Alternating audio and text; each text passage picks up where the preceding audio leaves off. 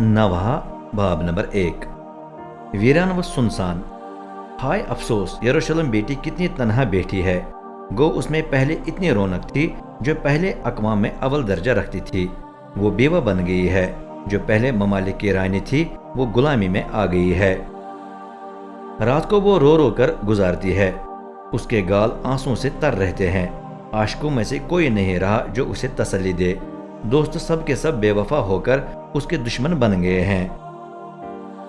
पहले भी यहूदा बेटी बड़ी मुसीबत में फंसी हुई थी। पहले भी उसे सख्त मजदूरी करनी पड़ी, लेकिन अब वो जिला वतन होकर दीगर अक़वाम के बीच में रहती है। अब उसे कहीं भी ऐसी जगह नहीं मिलती जहां सुकून से रह सके, क्योंकि जब वो बड़ी तकलीफ में मुब्तला थी तो दुश्मन उसका ताक़ुब करके उसे घेर लिया। सियोन की राहें मातमज़दा हैं, क्योंकि कोई ईद मनाने के लिए नहीं आता। शहर के तमाम दरवाजे वीरान व सुनसान हैं। उसके इमाम आहें भर रहे, उसकी कमारियां गम खा रही हैं और उसे खुद शदीद तलखी महसूस हो रही है। उसके मुखालिफ मालिक बन गए। उसके दुश्मन सुकून से रह रहे हैं, क्योंकि रब ने शहर को उसके मुतअद्दिद गुनाहों का अजर देकर उसे दुख पहुंचाया है। उसके फर्जंद दुश्मन के आगे आगे चलकर जलावतन हो गए हैं। सियोन बेटी की तमाम शान व शवकत जाती रही है।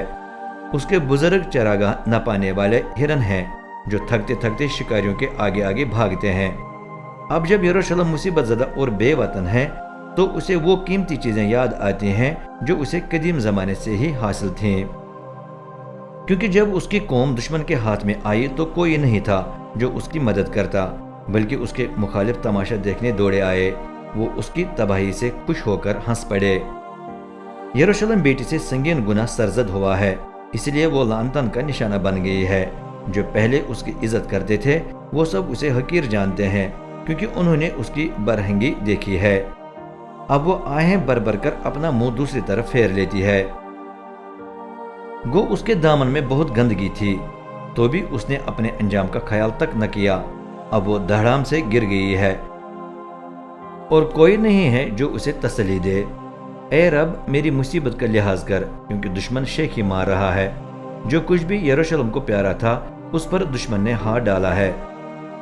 हता कि उसे देखना पड़ा कि गैर अक़वाम उसके मुक़द्दस में दाखिल हो रहे हैं। गो तूने ऐसे लोगों को अपनी जमात में शरीक होने से मना किया था।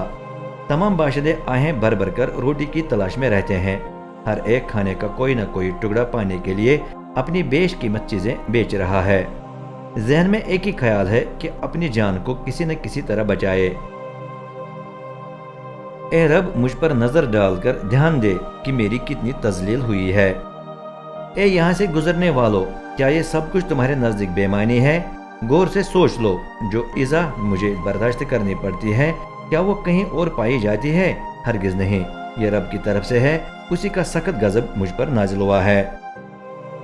बुलंदियों से उसने मेरी हड्डियों पर आग नाजिल करके उन्हें कुचल दिया। उसने मेरे पाँवों के सामने जाल बिछाकर मुझे पीछे हटा दिया। उसी ने मुझे वीरान व सुनसान करके हमेशा के लिए बीमार कर दिया। मेरे जराइम का जवाब भारी है। रब के हाथ ने उन्हें एक दूसरे के साथ जोड़कर मेरी गर्दन पर रख दिया। अब मेरी ताकत खत्म है। रब ने मुझे उन्हीं के हवाले कर दिया जिनका मुकाबला मैं कर ही नहीं सकता। रब ने मेरे दरमियान के तमाम सूरमाओं को रद्द कर दिया। उसने मेरे खिलाफ जुलूस निकालवाए जो मेरे जवानों को पाश पाश करे। हाँ, रब ने कंवारी यहूदा बेटी को अंगूर का रस निकालने के हौज में फेंक कर कुचल डाला। इसलिए मैं रो रही हूँ। मेरी आंखों से आंसू टपकते रहते हैं, क्योंकि करीब कोई नहीं है जो मुझे तसल्ली देकर मेरी जान को तरोताज़ा करे। मेरे बच्चे तबाह हैं, क्योंकि दुश्मन गालिब आ गया है। सियोन बेटी अपने हाथ फैलाती है, लेकिन कोई नहीं है जो उसे तसल्ली दे। रब के हुक्म पर याकूब के पड़ोसी उसके दुश्मन बन गए हैं।